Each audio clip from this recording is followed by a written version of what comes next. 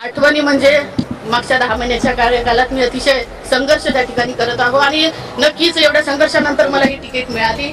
Ticket मिळाल्यानंतर माझे 2 लहान लहान मुलं, एक मुलगा माझ्या सोबत होता, एक आता इथं होता. त्याच्यामुळे नक्कीच माझ्या ठिकाणी कोणीही असतं तर नक्की ते अश्रू त्यांच्याही डोळ्यातून निघाले.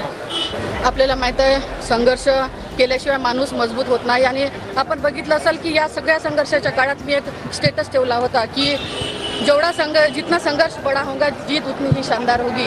त्याच पद्धतीने आपण बघितलं असेल संघर्ष जरी करावा लागला असेल तरी ही लढाई लढत असताना ही लढाई फक्त माझी वैयक्तिक लढाई म्हणून नाही आहे. आपण बघितलं असेल की भारतीय राष्ट्रीय काँग्रेस पक्ष हा पक्ष हुकुमशाहीनं चालणारा पक्ष नाही आहे. राजा बोले आणि दाढी हाले तशा पद्धतीचा कारभार या पक्षात होत नाही.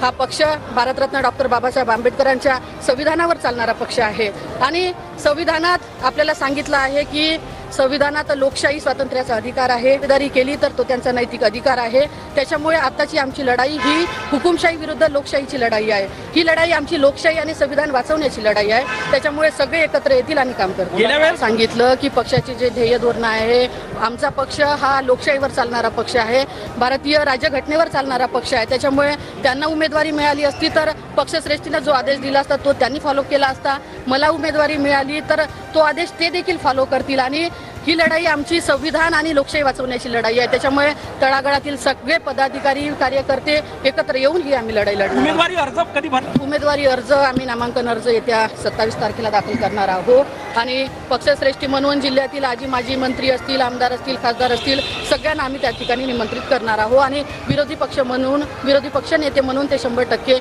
मी त्यांना आमंत्रण करणार आहे आणि ते त्या ठिकाणी येतील. आठवणी म्हणजे मागच्या 10 महिन्याच्या कार्यकालात मी अतिशय संघर्ष त्या ठिकाणी करत आहो आणि नक्कीच एवढ्या संघर्षानंतर मला ही तिकीट मिळाली.